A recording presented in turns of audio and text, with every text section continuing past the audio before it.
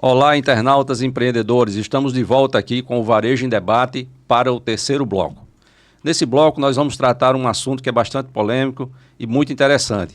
Vamos tratar da questão da distribuição de dividendos e da tributação desses dividendos. Esse assunto tem sido bastante comentado, bastante discutido e surgem algumas dúvidas. Nós estamos aqui hoje para tratar desse assunto e esclarecer para vocês, levar informação sobre esse tema tão importante. Pois é, gente, eu sou, você já sabe, Rinaldo Maranhão. O Varejo em Debate traz temas pragmáticos aqui para você realmente entender o dia a dia do comércio, tá bom? E aí as mudanças que têm impactado tanto a empresa do Simples, quanto a empresa do Presumido, quanto a empresa do Lucro Real, tá certo? A gente está trazendo aqui nessa primeira fase desse projeto da Cupom Fiscal Sistemas, que tem por objetivo levar a informação aos comerciantes da Paraíba e do Brasil. Hoje nós estamos aqui com Lauro Melo, que é contador, tá certo? Também bacharel em Direito, tem uma experiência como contador de mais de 13 anos aqui na Paraíba. E, Lauro, a mudança que houve em relação à distribuição de lucros e dividendos. Nós sabemos que até agora há pouco as empresas, elas pagavam seu imposto. Vamos colocar aqui um caso prático, como a gente sempre faz. Eu tenho um supermercado, faturo R$1 milhão por mês, e o meu contador faz o balancete do trimestre, nos 3 meses do ano faturou 3 milhões e me deixou um lucro de R$150 mil, e já minha empresa paga em cima desse lucro de R$150 mil o imposto de renda pessoa jurídica, pagou o imposto de renda, pagou a contribuição social sobre o lucro líquido, pagou tudo. Aí, logicamente, eu como empresário faço uma retirada de 100 mil para minha pessoa física. Até agora há pouco não tinha que pagar imposto de pessoa física. Por quê? Porque a empresa já tinha pago. Me diga o que é que o governo inventou para esse ano. O governo inventou para esse ano a seguinte condição. Veja só. Você me deu um exemplo prático no fechamento de trimestre, te deu uma receita de R$100 mil, não foi isso? R$150 mil 150 mil de lucro líquido. Então, automaticamente, mensalmente, é uma receita de 50 mil que vai ser dividido no trimestre. Até esse valor, diga você não vai pagar nada. Agora, se tivesse acontecido de ser 153 mil, você iria pagar um adicionalzinho de 10% em cima de R$1.000. Não ia ser 100% isento. Você ia ter que pagar dos 3 mil. Dos 3 mil. Dos 3 mil reais. Então, pode-se dizer, então, que a novidade é essa. Isso. O governo, quando você ofere uma receita, né, na empresa superior a 50 mil por mês, pode dizer que é 600 mil por ano. 600 mil por ano. Exatamente. Né? O excedente, o governo agora quer tributar. Vai tributar. Ele não quer, não. Ele vai. A partir de 1º de janeiro, ele vai tributar. Ô, Lauro, mas por que essa ideia do governo agora de taxar isso, de tributar, se antes não acontecia? O que deu na cabeça do governo para fazer isso? Eu, vejo que foi uma proposta, um clamor sobre a questão das taxas, taxar os super ricos, que chamam, né? Para ver a questão da paridade tributária, da igualdade social, na verdade. Em tese, para um empresário que tem, como eu já abri aqui dizendo que ele é um sonhador, que é um guerreiro, na minha opinião, eu acredito que seja altamente injusto essa cobrança de você taxar sobre os dividendos de um sonho de um empresário. Mas o governo hoje, com as suas medidas sociais, ele vem entendendo que há essa necessidade de tributar essa parte dessa parcela para oferir essa receita. A gente poderia chamar isso aí de bitributação, não? Porque já foi apurado pela PJ, já foi pago o imposto e agora vai ser pago novamente pelo sócio da empresa, pelo CPF. Cabe interpretação sobre a questão da bitributação. Eita, trava a língua boa. Da bitributação, e já tem ações sendo movidas também já no Supremo sobre isso, sobre a questão da inconstitucionalidade dessa tributação. Cabe agora somente eles decidirem, na minha visão, com certeza, se for oferido todo o imposto e ali já está somente de técnica, no concreto, o lucro do empresário, ele não deveria ser tributado mais sobre absolutamente nada, porque já foi pago todos os impostos referente ao ferido à receita. Então, assim, ali não, essa distribuição de lucro, ela não é uma receita. Ela já é, digamos, um saldo, de fato, de toda a operação que existe Lauro, dentro desse contexto, eu tenho uma outra pergunta a fazer. Digamos que eu tenho duas empresas. Eu tenho uma empresa que me oferiu um dividendo de R$50 mil no mês. Certo. E eu tenho também uma outra empresa, né? Um outro ramo de atividade, um outro segmento, sei lá. E aí eu tenho também R$50 mil lá. Então, R$50 mil de uma de dividendo e R$50 mil de outra, soma-se 100 mil. Né? Mas aí eu pergunto a você, vai ser tributado a diferença dos 50 mil ou não? Ou isso vale para cada CNPJ? Esse limite de 50 é para cada CNPJ, para cada empresa. Você não vai pagar nada. Explica melhor isso aí. Você não vai pagar porque a personalidade do seu CNPJ número 1 auferiu um lucro para você numa retirada de prolabore de 50. O seu CNPJ não é prolabore, é dividendo, né? Dividendo. Ele está acompanhando a gente aí. Por questão de dividendos também de 50 no CNPJ número 2, automaticamente você não vai pagar. Bom, então para quem está nos assistindo, se você tiver, vamos puxar um número aqui bem alto, né? 10 empresas. Se você tiver 10 empresas e cada empresa dessa gerar um dividendo de R$50 mil. Até 50 mil, né? Até 50 mil reais, você não vai pagar nenhum tributo sobre esse dividendo. O que exceder o valor dos 50 mil por cada CNPJ, vai ter uma tributação de 10%. 10% em cima. Okay.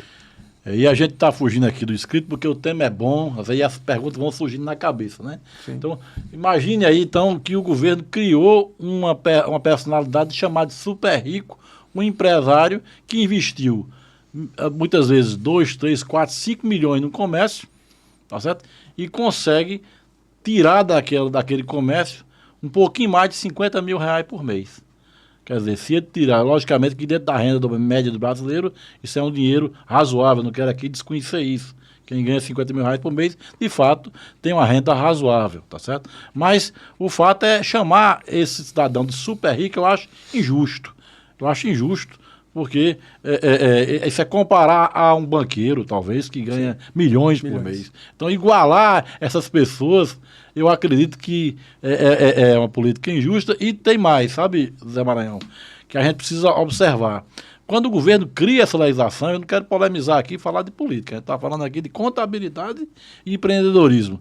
Quando o governo cria esse tipo de taxação, esse tipo de regra, dificilmente existe um gatilho, né? Então é como a tabela de imposto de renda. Então ele diz que a partir de 50 mil vai cobrar o imposto de renda sobre o dividendo. Tá certo? O ano que vem, com a inflação, 50 mil já não é mais 50 mil. Não. Daqui a 3 anos, 50 mil já não é mais 50 mil. Tá certo? Se não houver um reajuste, né? E na legislação, Lauro, você tem conhecimento se existe um gatilho de reajuste anual ou isso vai ficar congelado para daqui a... Boa pergunta. Na verdade, não tem nada previsto na legislação sobre o reajuste anual do imposto de renda. Cabe ao gestor do país tomar essa decisão política sobre a questão do aumento da tabela do imposto de renda. Não tem. Pois é, aí você não foi vê... criado esse dispositivo, não. Aí você vê, gente, olha, aí a grande justiça, porque a gente às vezes briga por coisas tão pequenas e aí um debate fica vazio, mas olha, atente esse ano para reajuste da tabela de imposto de renda. Quando é que se reajustou? Agora. Depois de vários anos, isentou-se até R$5 mil. Boa. Mas a tabela do MEI, desde 2017, é a mesma tabela. Então, quase 10 anos. Quase 10 anos com a mesma tabela. Então, quando criaram, o teto do MEI vai ser 81 mil anual. Naquele tempo, talvez fosse razoável. Depois de 7 anos, quase 10 anos, esse valor está defasado. Ninguém consegue ter um pequeno negócio que só fatura 6.800 por mês. Tá certo? É muito pequeno para você encaixar até uma tapiocaria. Sim. Porque não é lucro, meu amigo, é faturamento. Quem vende 6.800 por mês ganha 2 mil. Exato. Entendeu? No máximo 2 mil reais. Então, não tem condição. Então, e passando disso, você está expulso do MEI. Isso é uma injustiça. Você vai para um outro ponto, Zé, que é a tabela do próprio Simples Nacional. Também. Né? Também. E aí, você queria acrescentar alguma coisa? Fazendo uma conta rápida aqui, né? 2017. Quase 10 anos. Se você fizer uma conta rápida aí, tem aí, no mínimo, aí uns 50% de depreciação. Pois é. Então, quando o governo cria essas regras, ele nunca coloca um gatilho. Então, por que eu estou chamando a atenção? É porque além de taxar lucros e dividendos, tá certo? E aí, além de taxar lucros e dividendos, estabelece que quem lucra 50 mil reais por mês é um super rico. Sim. Se hoje, meu amigo, a gente não pode dizer que esse cara é super rico, talvez o super rico seja o banqueiro, que ganha 2, 3, 4, 5, 10, 50 milhões por mês. Então, tudo pode chegar nisso aí. Aí tá todo mundo alinhado. Mas daqui a 5 anos, vão continuar entendendo que quem ofere 50 mil reais por mês de lucro líquido vai ser taxado. Eu tenho só a seguinte... Estabelecer gatilho, gente, é importante demais. Eu tenho só a seguinte observação, Rinaldo, que palavra mesmo do governo falando é que 93% da população brasileira, isso foi dado agora na entrevista, 93% da população brasileira, ela ofere uma receita de aproximadamente de 5 mil, ela tem uma receita de 5 mil, no máximo de 5 mil. 93% da população brasileira. São 7% da população brasileira que consegue ultrapassar, romper essa barreira. Estão limitadas a 5 mil. Aí você partindo da seguinte ideia, você, o sonhador, o empresário, que eu costumo dizer, o herói, ele hoje vai abrir uma tapiocaria, como você deu um exemplo aqui agora, ele vai procurar um ponto para alugar, um ponto hoje em João Pessoa, que a gente está procurando um ponto para botar um empresário, aqui está oferindo em R$1.000 um aluguel. Aí você vem uma energia, uma água e a regularização daquele ponto para você abrir, você vai gastar ali por mês mais uns 200 a 300 reais. Aí vem os insumos que você vai precisar, tapioca, o carrinho, a mesa, o papel, etc e tal, você vai gastar no mínimo aí de R$1.000 a R$2.000 que você vai ter. Aí você só é obrigado, você só pode faturar até 6.000 para você permanecer nessa tributação. Aí você, depois que você tirar esses custos todinho, o que é que você vai levar para sua casa? Pois é. Aí você não vai ser um empresário, você vai ser um CLT PJ. CLT não, vai ser um trabalhador PJ. Trabalhador PJ. Nem CLT, sem os benefícios do CLT. Sem o benefício do CLT. Sem o benefício do CLT. Entendeu? Que vai... Então, gente, olha, a gente faz aqui um protesto sobre a questão tributária, porque a gente está falando aqui do MEI que sofre, Sim. desenquadra do nada, porque você não tem como sobreviver com a receita desse tipo. A gente está falando aqui do médio empresário, tá certo? Que está no presumido e que agora vai pagar 10% a mais de RPJ. Estamos falando aqui do médio e do grande empresário, que vai ter agora tributação sobre lucros e dividendos, tá certo? Tá bom? Agora, naturalmente, quem é que sofre mais ainda? É aquele desinformado. Sim. É o desinformado, porque se ele não tiver uma boa orientação do contador, se ele não tiver um sistema de gestão qualificado, ele vai incorrer cada vez mais em pagamento, muitas vezes, aquilo que já é muito. E eu tenho conhecido vários comerciantes da Paraíba fora que já pagariam muito imposto dentro da legislação. E ele, por falta de conhecimento, ele paga muitas vezes dobrado. Acaba pagando mais. A escolha do regime tributário errado, a falta de uma assessoria contábil qualificada, a falta de um sistema de gestão eficiente. Por isso que existe o Varejo de Debate, Lauro, que é para trazer aqui um gestor experiente, para trocar ideia com a gente, para trazer tecnologia para o comércio varejista, para trazer um bom contador para o comércio varejista, porque só esse trio é que pode, de fato, fazer a diferença na vida do empresário, que vive digamos assim, numa luta permanente para conseguir sobreviver no Brasil. Essa é a verdade. Isso é verdade. Ô, Lauro, a gente vê o seguinte, que o pequeno empresário, ele com a retirada desse dividendo, né, de certa forma, vamos dizer, o cidadão tem um comércio, tem um estabelecimento comercial, ele começou a ganhar um dinheirinho e começou a fazer a retiradazinha dele, e aí ele já começa a pensar em empreender e colocar um novo negócio. Com essa tributação agora sobre esse valor que ultrapassar os 50 mil, de certa forma, eu creio que vai diminuir o dinheiro do empresário, do caixa para investimentos futuros. Eu acredito que vai inibir o empresário a querer, de fato, ser esse empreendedor de um próximo negócio. Porque ele vai dizer, como eu vou ser vou ter como governo o próximo sócio no outro empreendimento, eu entrei com tudo, entrei com insumo, com dinheiro, com força, com intelecto, com esforço físico, e o governo simplesmente, a gente sabe que não dá subsídio, não dá força, não dá incentivo, não dá nada. Eu acredito que para a profissão de empresário, que hoje é considerado, desculpem aos amigos que discordam do que eu vou dizer agora, o empresário que hoje é considerado um bandido. Hoje, a cultura que vem acontecendo no nosso país é que o empresário hoje, ele é um criminoso, tanto qual a um traficante, eu costumo dizer. Porque hoje você sai da sua casa, você emprega, dá oportunidade de trabalho para outras pessoas e é considerado uma pessoa que oprime, que suga, que explora. Na verdade, você é uma pessoa que sonha, dá oportunidade e dá dignidade a uma pessoa a sair da sua casa, a lutar pelo seu trabalho, pelo seu emprego e pelo seu salário para trazer o sustento para sua casa. Às vezes colocam o empresário hoje como um criminoso que está ali, tipo assim, atrapalhando a sua vida de você ter um sucesso para dentro da sua casa. Na verdade, o empresário ele é um cara que teve um sonho em empreender e colocou esse sonho em prática e está dando a oportunidade de você levar sua dignidade para dentro de casa. Isso desde da parte de trabalho até da parte do governo. O governo, ao identificar que se você oferir uma receita acima de 50 mil, você é considerado um super rico no Brasil. Eu costumo dizer que isso não é onde você... Quem hoje te oferece uma receita de 50 mil, você investiu dentro do seu negócio no mínimo 3 a 4 milhões. Então, o que você investiu, na verdade, não leva em conta a condição disso aí. É isso que eu faço esse questionamento. Não se leva em conta o seu esforço físico, o seu capital que você colocou dentro. Você é obrigado ainda mais a ter essa...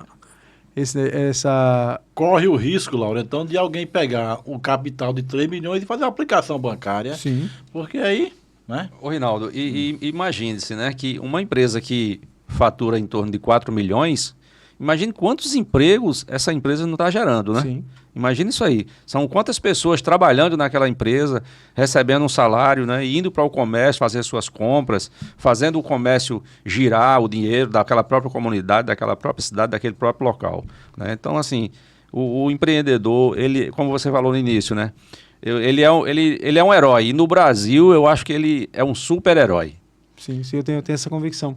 Eu queria só abrir só um parênteses para vocês assim, que não sei se vocês estão vendo essa questão, vai fugir até um pouco assim do foco, mas vai ser bem rápido.